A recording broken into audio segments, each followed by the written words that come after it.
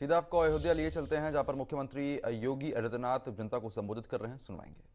मौर्य जी, राघवेंद्र पांडे जी, लोकप्रिय महापौर श्री गिरीशपति त्रिपाठी जी, महंत राजू दास जी, भारी संख्या में मिल्कीपुर में आयोजित आज की इस जनसभा में अयोध्या संसदीय क्षेत्र से जुड़े हुए मेरे सभी उपस्थित बहनों और भाइयों, अयोध्या के विकास की कथा अभी आपने अपने लोकप्रिय सांसद श्री लल्लू जी महाराज के श्रीमुख से सुना है।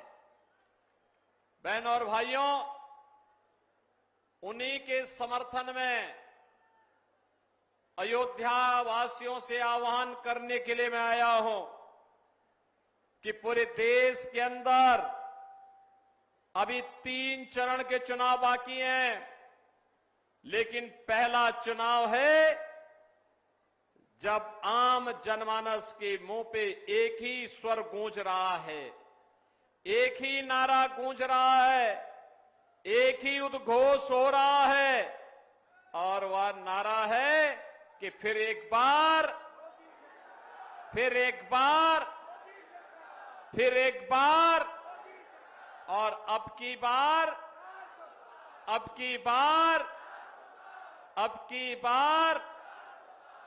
और जब लोग बोलते हैं कि 400 पार कैसे, तो जनता जनार्दन कह देती है, जो राम को लाए हैं, जो राम को लाए हैं। थोड़ा जोर से बोलिए भाई, आपकी आवाज तो पूरे देश के अंदर सुननी चाहिए लोगों को। अयोध्या की आवाज इतनी दबी नहीं होनी चाहिए। पूरी दुनिया तो अयोध्या आ रही इस समय, और इसलिए इतने जोर से बोले, जो राम को लाए हैं, जो राम को लाए हैं। बहनों और भाइयों, मुझे बोलने में कोई संकोच नहीं कि वर्तमान का ये चुनाव चौथे चरण आते आते पूरे देश के अंदर रामद्रोही और राम भक्तों के बीच में बंट गया है। रामद्रोही वही जो राम भक्तों पर गोलियां चलाते हैं,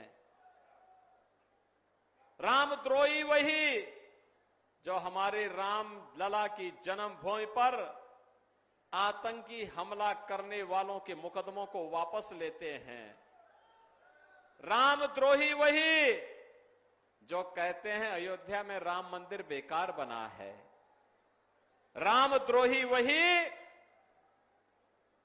जो राम भक्त कल्याण सिंह जी की मृत्यु पर संवेदना नहीं व्यक्त करते, लेकिन माफिया के मरने पर मातम मनाने जरूर जाते हैं। रामद्रोही वही जो देश के अंदर आतंकवाद और नक्सलवाद की जड़ हैं। रामद्रोही वही जो भारत का विकास नहीं चाहते, रामद्रोही वही जो विकास के कार्यों में जगह जगह बैरियर बनते हैं, और रामद्रोही वही जो गरीब के हक पर डकैती डालते हैं। और बहनों और भाइयों, इसमें सबसे पहला नाम आता है समाजवादी पार्टी का, और फिर साथ साथ कांग्रेस का। याद करिए, याद करिए, राम भक्तों पर गोलियां समाजवादी पार्टी ने चलाई थी कि नहीं चलाई थी? ये समाजवादी पार्टी के लोग ही कहते थे ना कि अयोध्या में परिंदा भी पर नहीं मार सकता, यही बोलते थे ना। ये माफियाओं को अपने गले का हार बनाते थे ना। पूरे प्रदेश को इन्होंने तबाह करके रख दिया था। भू माफिया, खनन माफिया, पशु माफिया, शराब माफिया, और माफिया पे माफिया, माफिया पे माफिया, ऐसे बड़े बड़े माफिया इन्होंने पैदा किए कि प्रदेश का विकास बाधित हो गया, सब कुछ अवरुद्ध हो गया। उत्तर प्रदेश के नौजवानों के सामने पहचान का संकट आ गया।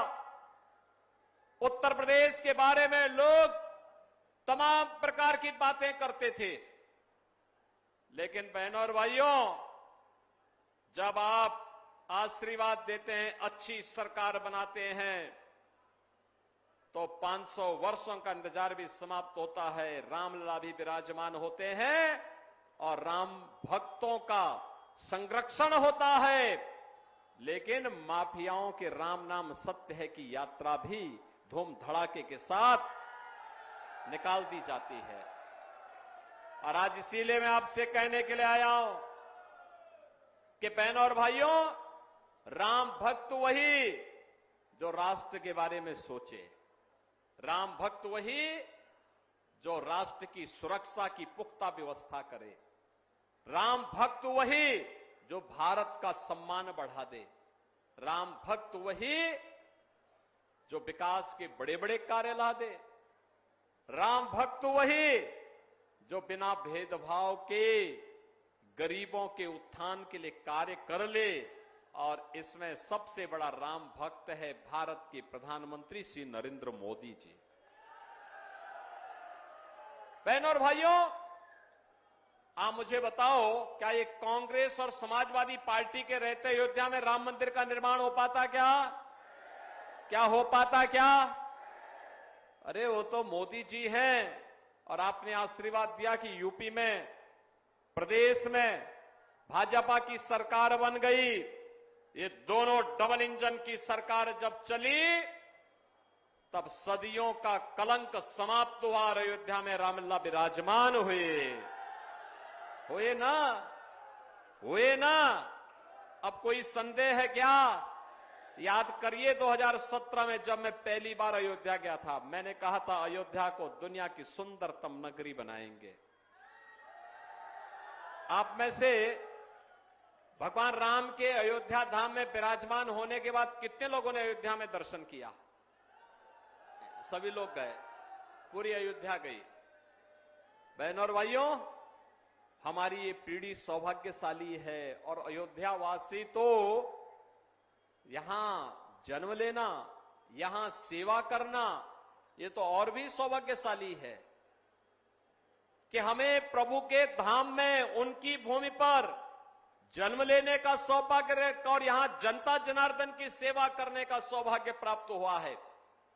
लेकिन तब मैं कहता था तो लोग कहते थे, अरे क्या मजाक कर रहे हैं, क्या मजाक कर रहे हैं। जब मैं पहली बार मैंने कहा अब अयोध्या को, देश प्रदेश को मैं माफिया की भूमि नहीं बनने दूंगा, ये महोत्सव की भूमि होगी,